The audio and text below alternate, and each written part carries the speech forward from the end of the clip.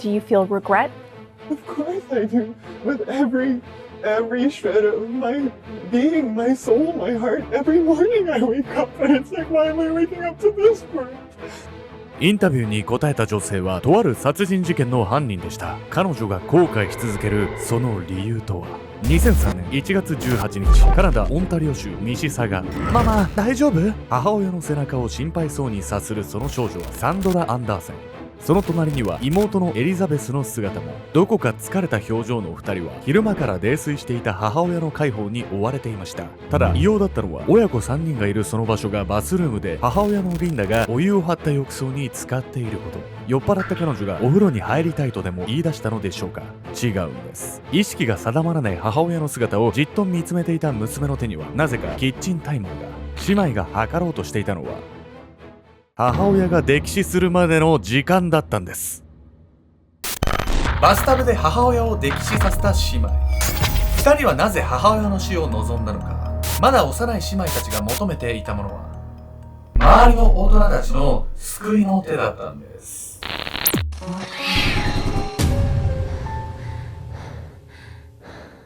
お助けなんです。やみやみこです。というわけで、やみこさんね、またね、海外行こうと思ってます。あら、羨ましい。香港とマカオ行こうかな。わー、もうギラギラしてる。治安が大丈夫かなみたいな。そうなの？治安悪いのあそこって。この間も中国です。あー、小学生がそうね殺害されたりとかね。ちょっと不安な面はあるわね。香港はちょっとそこら辺気をつけつつ、んモンスターマンションみたいなのがあるんですよ。何それ？知ってる？これなんですけど、とんでもないマンションのデカさと密集度で一定期間ね、立ち入り禁止にもなってたりとか、なんか異様なところのね。そうそう、時期によっては入れるか入れないか分かんないですけど、もし僕が行く時にね OK だったらちょっと見てみたいなっていうところで。いいわね。いろんな人がさ、撮影現場に選んでるみたいだし、あんたもなんかかっこよく写真撮ったらね。そうっすね、ちょっと撮ったらどっかで共有したいなと思ってるんですけど、あとマカオでカジノがあるんで、あら、1000円を1兆円にして帰ってこようかな。いや、どんだけ勝つのよそれ。勝ったらやみこさんになんかおごろうかな。あ、ようやくお土産が。いや俺お土産映ってるんですよね、このやつ。まあまあ楽しみにしておきます。本日ご紹介するのはカナダのオンタリオ州で起こった15歳と16歳の姉妹による殺人事件なんです。母親を自宅の浴室で溺死させた2人はバスタブガールズというね、もう本当になんか不謹慎というか謎の異名をつけられてしまうんです。そんな異名がさ、つけられるくらい注目されたっていうのは、何、犯人の姉妹が若かったからとかそういうことが関係あるわけ？まあそれもあるんですけど、この姉妹に同情の余地があるっていうのも大きかったんです。彼女たちが抱えていた事情っていうのは社会問題になっている部分もあるんで、皆さんもちょっとそのあたり考えながら見ていただければと思います。取り返しのつかない犯行を犯してしまった姉妹。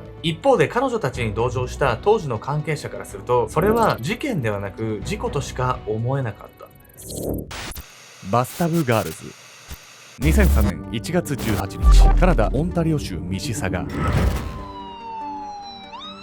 深夜の住宅街に鳴り響いたサイレン。一軒の家から運び出されたのは一人の中年女性でした。涙を流しながらその様子を見守っていたのは二人の少女、サンドラ・アンダーセンと妹のエリザベスでした。その日の夕方、姉妹は友人と食事をする約束をしていました。出かけようとした際、母親のリンダがひどく酔っ払っていたため、二人は家を開けることに不安を覚えたのですが、時間が迫っていたためそのまま外出。夜10時半に帰宅したところ、バスルームで母親がぐったりしているのを発見したといいます。泥酔状態でお風呂に入った母リンダはバスタブの中で溺死。姉妹は慌てて911に連絡しますが、もはや手遅れでした。司法解剖の結果、母リンダの体内からは運転可能な法定基準の約5倍のアルコール濃度が検出。そう、彼女は重度のアルコール依存症でした。リンダは2人の姉妹と3歳の弟を育てるシングルマザー。彼女は子供たちを養うため仕事を掛け持ちする日々で体調を崩し、無職になった結果、自暴自棄になってお酒に溺れてしまったんです。娘のサンドラとエリザベスは自分たちを守るために無理をしていた母を案じ、家事や弟の世話を引き受けながら必死に彼女を支えました。そんな最愛の母親の突然の死。警察関係者は誰もが事故であることを疑わず、悲しみに暮れる姉妹に同情の目を向けていたんです。確かにさ、事故死と言われても不自然じゃないぐらいのものだけどさ、これ本当にサンドラとエリザベスが殺したのよね。そうなんです。この2人の犯行は10代のものとは思えないぐらい完璧なものだったんです。しかし完璧に思えた彼女たちの犯行は約1年後、思わぬボロを出すんです。母リンダの死後、サンドラとエリザベスの姉妹は叔母に、弟は別の家族に引き取られます。母親と暮らしている頃はギリギリの生活でしたが、姉妹には13万3000ドル、日本円にして1700万円の保険金が支払われ、何不自由ない暮らしができるように。しかし事件から1年が経とうとしていた2003年12月、姉妹の生活を一変させる出来事が起こるんです。その日、姉のサンドラは友人たちととあるパーティーに参加。会場でサンドラは一人の少年に言い寄られ、すっかり上機嫌になっていました。そしてサンドラは少年の気をさらに引こうと、隣に座っていた彼にこんなことを耳打ちするんです。あなただけに教えてあげる。実はね、お母さんが死んだのは事故じゃないの。サンドラは嬉しそうに自身の犯行を明かしますが、当然のごとく少年は困惑。彼はその場ではサンドラに話を合わせつつも、密かに警察へ通報。警察は真偽を突き止めるべく、少年に盗聴器や監視カメラを搭載した車を提供し、1ヶ月をかけてサンドラから話を引き出そうとするんです。その後、少年とサンドラとの会話と彼女の友人の証言で確信を得た警察はサンドラの PC を押収。すると彼女は事件の直前、犯行に使われた薬やアルコールについて検索していたことが判明。こうして2004年1月、警察はサンドラとエリザベスの姉妹を殺人容疑で逮捕するんです。サンドラはさ、少年に殺人を打ち明けて、その少年にヤバいとか思われないとでも思ったのかしらね。秘密ってやっぱり黙っておけないものなのね。サンドラが友達とかに話しても大丈夫って思ってたのには理由があるんですよ。で姉妹は何人か友達には言ってたんですけど、その友達は他の人には言わなかった。というのも、母親と暮らしていたその姉妹の状況があまりにね、悲惨なものだったことを知っていたからなんです。口を閉ざす少女。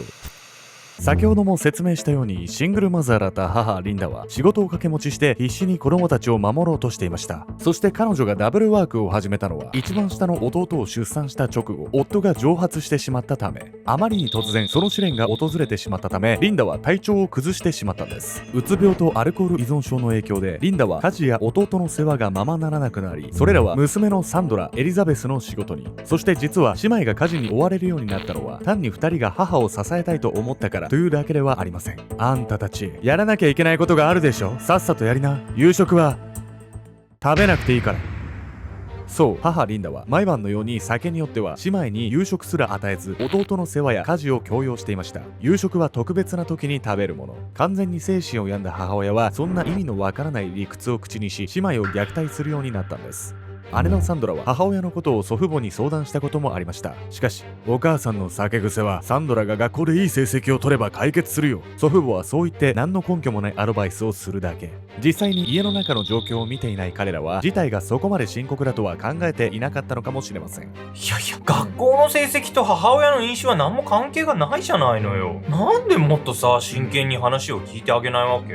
サンドラの周りの大人たちは子供たちだから大げさに言ってるんだろうって思ってたんですよ。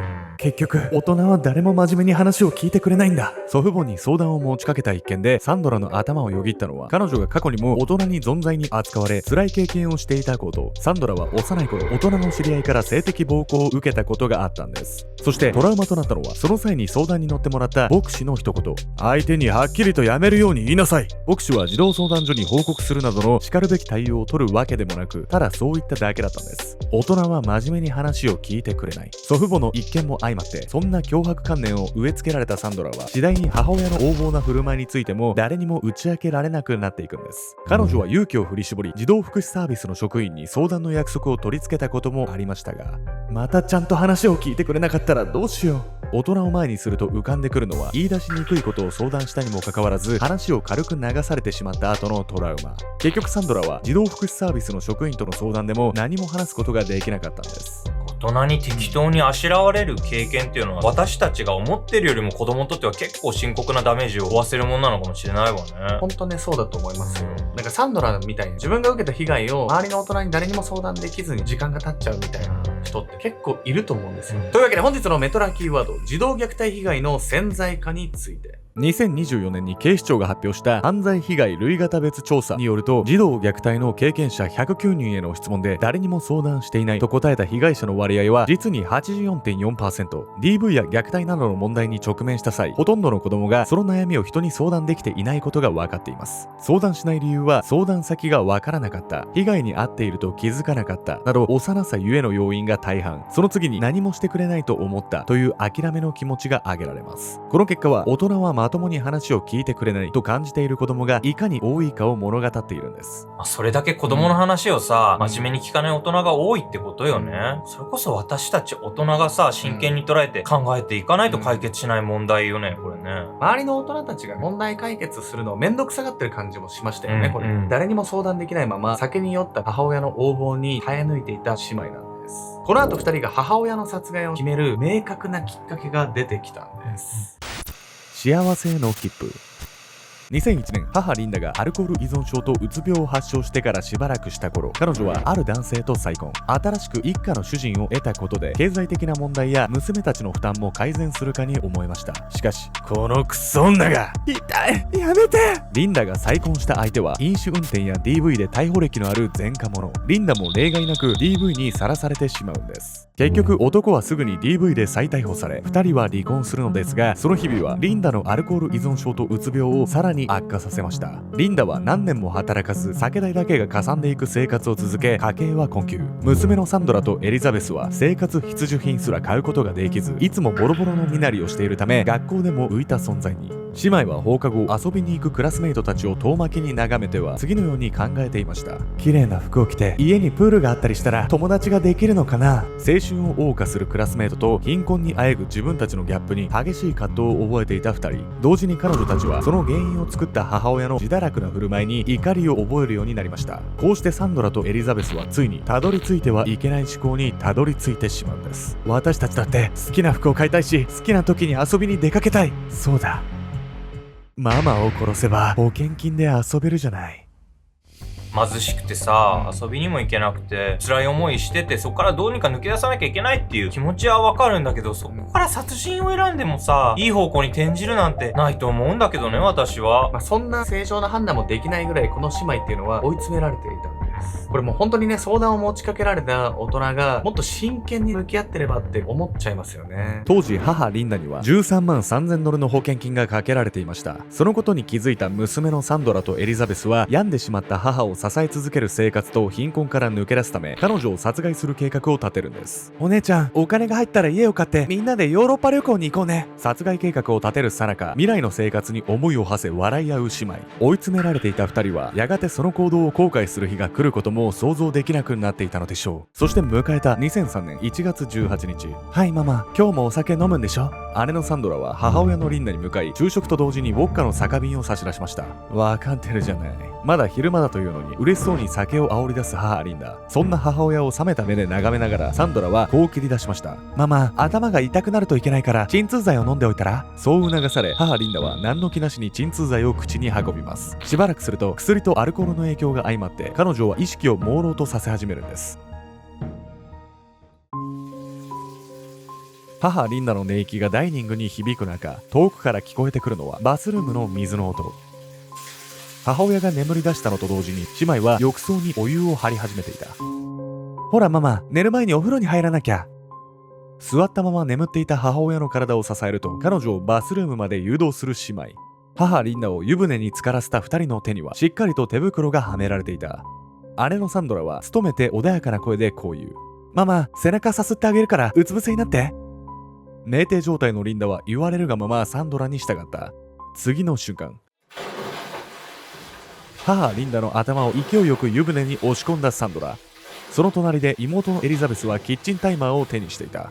そして4分後、キッチンタイマーのアラームがバスルームに鳴り響くと、サンドラはようやく母リンダの頭から手を離した。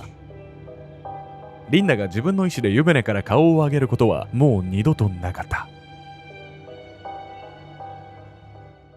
母親を溺死させた姉妹はそこからアリバイ工作のため友人との食事会に出かけました。しかも実はこの食事会はサンドラとエリザベスの数少ない友人たちが準備してくれた殺人成功の祝勝会。友人の一人は犯行の前にも姉妹にこんなメッセージを送っていました。